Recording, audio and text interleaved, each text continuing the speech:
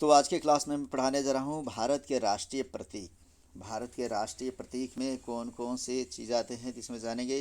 भारत का राष्ट्रीय चिन्ह क्या हो गया, राष्ट्रीय ध्वज क्या हो गया, राष्ट्रीय से संबंधित जो भी टर्म्स आएंगे एक एक करके हम लोग पढ़ेंगे। आज पढ़ेंगे भारत के राष्ट्रीय प्रतीक में भारत का राष्ट्रीय चिन्ह क्या है। नेशनल सिंबल के नाम से इसे जानते हैं हम लोग। तो भारत के राष्ट्रीय चिन्ह के बारे में हम जानेंगे कि सारनाथ जो वाराणसी के पास स्थित है, तो सारनाथ में स्थित अशोक स्तंभ का सिंह शीर्ष,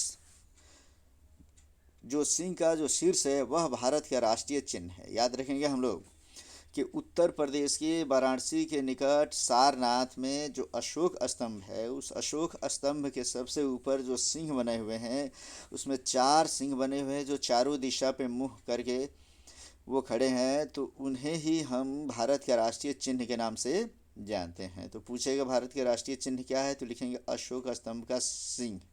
इसे 26 जनवरी 1950 को राष्ट्रीय चिन्ह घोषित किया गया था। ये काफ़ी इंपॉर्टेंट क्वेश्चन, ये 2 प्रकार से क्वेश्चन पूछता है कि भारत के राष्ट्रीय चिन्ह कब घोषित किया गया, तो 26 जनवरी 1950 ईस्वी को। सिंह जो होता है, इसमें हम दिया हुआ है कि सिंह शीर्ष की मूल आकृति में 4 सिंह बैठे हुए हैं, परंतु एक तरफ से 3 ही दिखाई देते हैं। चौथा चूँकि तीनों के पीछे पड़ता है तो हम देख नहीं पाते हैं। तो देखने के दृष्टिकोण से हम ऐसा नहीं कहेंगे कि 3 ही शीर्ष है। हकीकत ये है कि उसमें कितने शीर्ष हैं, तो 4 सिंह हैं, इतना बताएंगे हम लोग। अगला है कि राज चिन्ह में, माने जो राष्ट्रीय चिन्ह में है, सिंहों के बीच 24 तिल्लियों वाला अशोक चक्र उत्कीर्ण है। उस सिंहों के नीच में हम देखेंगे नीचे की तरफ, तो एक अशोक चक्र उसमें उत्कीर्ण है। उस अशोक चक्र में 24 तिल्लियाँ हैं। तो उसमें पूछता है कि अशोक चक्र में कितनी तिल्लियाँ हैं, तो लिखेंगे 24 तिल्लियाँ।